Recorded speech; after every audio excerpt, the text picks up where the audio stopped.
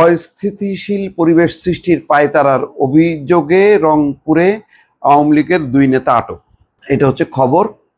তার আগে দর্শক, গতকালকে আরেকটি রিপোর্ট করেছিলাম যে পুলিশ একটা সার্কুলার দিয়েছে সারা দেশের থানায় থানায় যে আগামী 1 সপ্তাহের মধ্যে দেশের বিভিন্ন জেলা উপজেলা ইউনিয়ন থেকে আওয়ামী লীগের নেতাকর্মীরা যাতে ঢাকায় জড়ো হয় এবং তারা যাতে বিক্ষোভ করে শেখ হাসিনার মুক্তি, শেখ হাসিনাকে দেশে ফিরে আনা, এইসব দাবিতে। বোঝা যাচ্ছে যে শেখ হাসিনার বিচার শুরু হতে যাচ্ছে।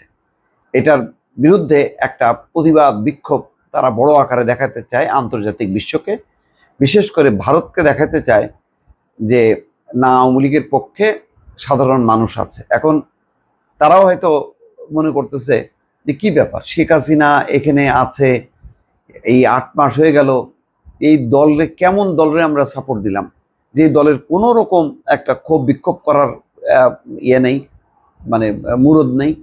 এখন এই মুরদগিরি দেখানোর জন্য মানে সম্ভবত আওয়ামী লীগ মরিয়া হয়েছে। এখন শেখ হাসিনা আশ্রয় নিছে ওখানে, এটা ভারতের উপর চাপ, তারপরে শেখ হাসিনার বিচার শুরু হচ্ছে। কিন্তু আওয়ামী লীগ কই? এত যে বিশাল আওয়ামী লীগ, মানে জনতার ভোটে বারবার তারা ক্ষমতায় আসে, তো এই যে জনতার ভোটে বারবার ক্ষমতায় আসা দলের কোনো রকম ক্ষোভ বিক্ষোভ করার ক্ষমতা নেই, অথচ এইরকম নির্যাতন নিপীড়নের মুখে তো বিএনপি জামাত ঠিকই তারা মিছিল সমাবেশ করত। তো এখন এই কারণে তারা হয়তো সংগঠিত হওয়ার এরকম একটা খবর পুলিশ পেয়েছে, পুলিশও অ্যাক্টিভ হয়েছে। তারই অংশ সম্ভবত এই যে রংপুরে আওয়ামী লীগের 2 নেতা। এখানে বলা হচ্ছে রংপুরের গঙ্গাচড়ায় আওয়ামী লীগের 2 নেতাকে আটক করেছে পুলিশ, তবে তাদের বিরুদ্ধে কোনো মামলা নেই। পুলিশ বলছে দেশে অস্থিতিশীল পরিবেশ সৃষ্টির পায়তারা করছেন বলে অভিযোগ রয়েছে। আটক 2 নেতা হলেন গঙ্গাচড়া উপজেলা আওয়ামী লীগের যুগ্ম সাধারণ সম্পাদক বুলবুল আহমেদ এবং উপজেলা বেদগাড়ি ইউনিয়ন আওয়ামী লীগের সাধারণ সম্পাদক আখতারুজ্জামান মানিক। পুলিশ বলছে বৃহস্পতিবার রাত 9টার দিকে গঙ্গাচড়া বাজার থেকে বুলবুল আহমেদকে আটক করে গঙ্গাচড়া মডেল থানা পুলিশ।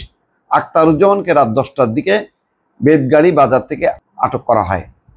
যাই হোক, ওই সার্কুলারের বলে, যে সার্কুলারে বলা হচ্ছে যে তারা একটা অস্থিতিশীল পরিবেশ তৈরি করবে, সেই পরিবেশ যাতে তৈরি না করতে পারে তেমন একটা পরিস্থিতি, এই জন্য থানায় থানায় যে সার্কুলার দেওয়া হয়েছে, এখন থানা পুলিশ সেই গ্রেপ্তার অভিযান শুরু করছে। হয়তো এটা এই যে আটক 2 নেতা যাদের বিরুদ্ধে কোনো মামলা নেই, এটা হয়তো তারই অংশ।